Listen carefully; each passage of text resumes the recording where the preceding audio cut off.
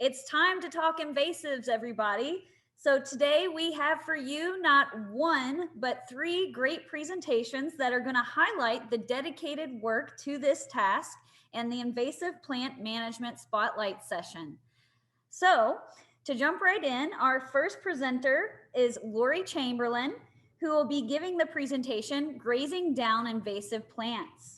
And so Lori is joining us today from the Virginia Department of Forestry, where she is the Forest Health Program Manager. She received a bachelor's in biology and environmental science from the University of Virginia, and then a master's in entomology from the University of Kentucky. While at Kentucky, Lori worked in the Forest Entomology Lab and researched host resistance and biological control of the hemlock woolly adelgid. And she's been with the Virginia Department of Forestry since 2014. With that, we'll have Lori go ahead and take it away. All right, thank you, and good afternoon. Thanks for having me today. Virginia and Kentucky share a lot of the same forest health issues, so I'm happy to be a part of this conference. Today, I'm going to be talking about a unique method of removing invasive plants, and that is grazing. So in our program, when folks ask us about invasive plant removal techniques, we usually send them information about chemical control with herbicides. But there are situations in which chemical control is not always appropriate, or the landowner just prefers not to use herbicides. And so that's when we start to think about alternative ways to control invasive plants. And grazing has always been something that we've been interested in, but never really experienced firsthand. So with the help of some grant money, we decided to install a couple demonstration sites on our state forests using grazing to remove invasive plants.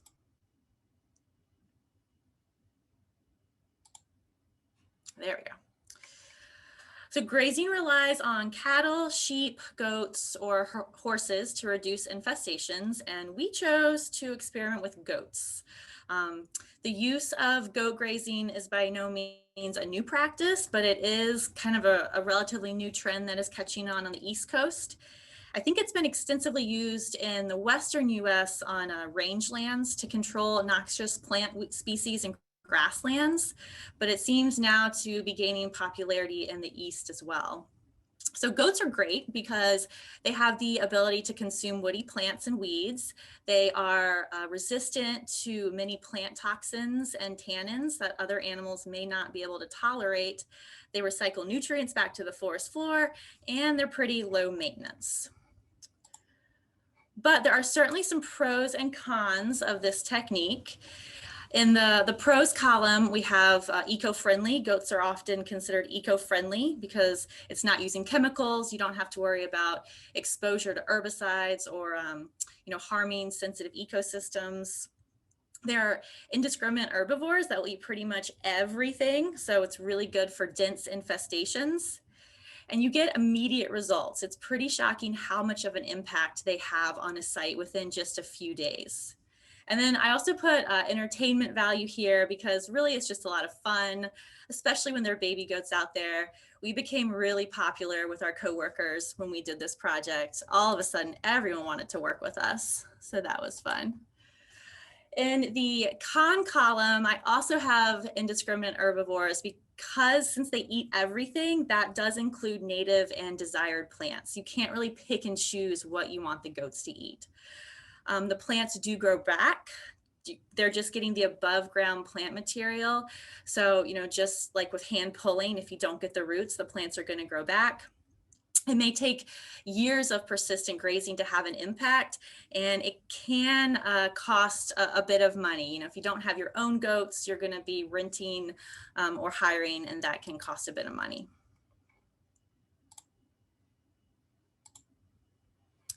Okay, so we decided to test out this method of invasive plant control, and we chose a 4-acre area in one of our state forests, Lasagne State Forest in Nelson County. This was a hardwood forest with a thick understory. So you can see the study area on this map. In the green there.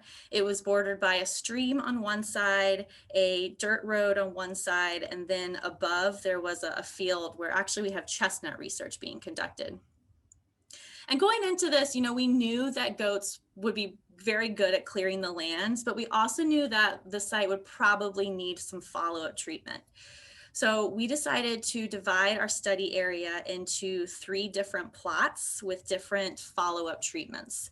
And you can see here we divided it basically into 3 different pie slices. So plot 1 would get 2 rounds of goats. Plot 2 in the middle there would just get 1 round of goats and then nothing else. And then plot 3, that top pie slice, would get 1 round of goats followed by chemical treatment with herbicides. And, you know, even though we have different treatments here, we didn't really set this up as a true research project. There are no replicates, so it's really just a case study to be able to make some observation. And before bringing in the goats, we did a vegetation survey in each plot just to inventory what plants were there. And there were a lot of invasive. So I would say that pretty much everything listed here is a pretty common invasive plant in Virginia. And I imagine these plants are also pretty problematic in Kentucky as well. Garlic mustard, oriental bittersweet, multiflora rose, tree of heaven, stilt grass, autumn olive, and honeysuckle. So there was a lot out there. It was really difficult to walk through. You can see in that photo how dense it was. It was a pretty gnarly site. All right, so after surveying the area, we brought in some goats and we contracted this out from a company in the area that does this. They bring goats to people's land for this purpose, to clear land and remove the unwanted plants. So they released 90 goats on our site. They were released on May 14th, and they were out there for a total of 13 days. These were Kiko goats. I'm not a goat expert, but apparently these are effective for this type of work since they require little care and maintenance. They've been bred to be resourceful and independent feeders. They have the ability to stand on their hind legs, and they can withstand harsh conditions. And prior to releasing these goats, the company put up fencing around our study site and also to separate the different plots. And the goats were moved from plot to plot during the 13 days. And that was important to limit their area and not just let them roam on the entire 4 acres, because you want to limit their area so that the grazing pressure is high and they get all the plants. Also, there were 2 guard dogs in the fence to protect the herd. So now really I just have a lot of photos of goats. They're really fun to watch. They loved Multiflora Rose, which was good because we had a lot of it. Here is a photo of the site before bringing the goats in. Here you can see them doing their good work. You can also see the graze line here. And then here's what the site looked like just 5 days after the goats left. So that's pretty different. Let's go back to the before photo, during, and after. And there are 2 important things about this photo. So one, you can see how much vegetation the goats removed compared to that before photo. But also you can see the green starting to come back on the forest floor. And this was just 5 days after they were removed. So while they are very effective at eating plants, the plants do start to grow back right away. Here are some more before and after photos. The one on the left, let's see, this was the site right after the goats were released. And then on the right, this was probably near the end of their grazing period. And then again, here on the left is plot 1 before the goats came, and then plot 1 after the goats left. So all of those photos were taken after, during and after that first round of goat grazing in May. And so all 3 of our plots had goats during that period. But then in August, we brought the goats back for a second round of grazing, but just on plot 1. We left plot 2 alone, nothing else there. And then in plot 2, we used herbicide as a follow-up treatment. And so this chart just summarizes those treatments. Okay, so this is a photo showing the difference between plot 1 and 2 after that second round of goat grazing in August. So on the left, you see plot 2, which just had 1 round of goats in May. And so you can see the vegetation has started to grow back by August. On the right is plot 1, which had 2 rounds of goats. So it had a second round in August. You can see that it's much more clear with less of an understory.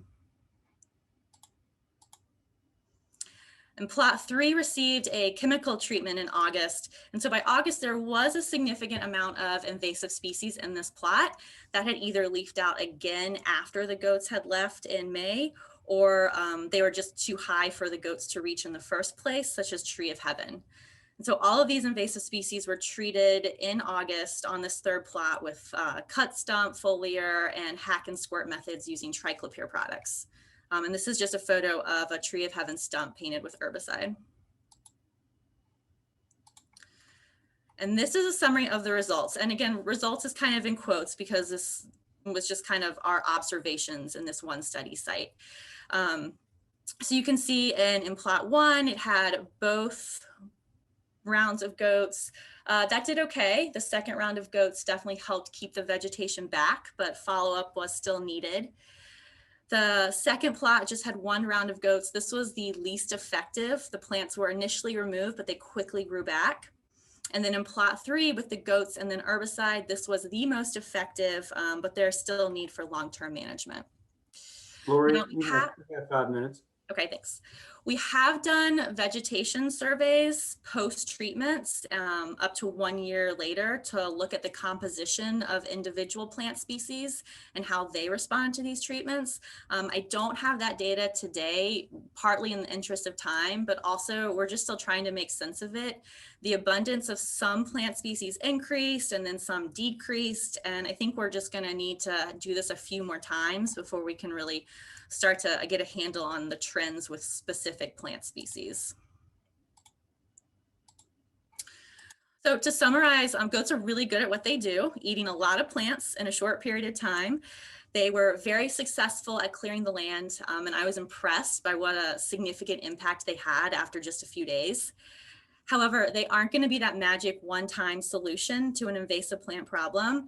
I was also very impressed with how fast the vegetation started to come back after the goats were removed. So there has to be follow-up, either continued grazing or chemical control.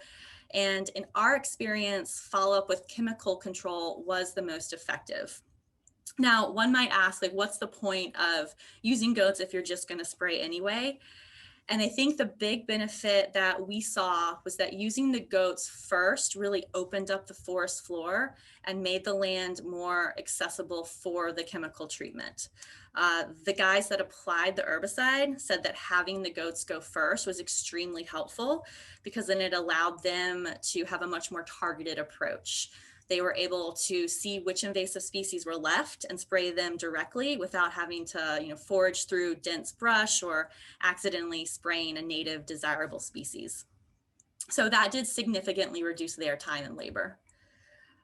Also, everyone asks about cost. So it wasn't cheap, but we paid for kind of the gold star treatment. The company came in and they cleared the fence line, then they put in the fence, and then they came every day to check the fence and feed the guard dogs. So all of this ran us a little over $1,000 per acre just for that first round of goats in May. In August, it was a little bit cheaper because the fence was already there. But it was pretty expensive. I think it could be significantly cheaper if you had your own goats, but also if you did some of that labor, like if you constructed the fence line yourself. So we believe that goats can be effective at removing invasive plants, but really should be used as part of an integrated pest management plan. They are great at removing vegetation, but you will need to have a plan for future follow-up treatment and, of course, long-term forest management. And they are also just a lot of fun. I would highly recommend it for the entertainment value. So that is all I have. And I think we're just going to use the Q&A feature for questions, but I'll make sure to monitor that.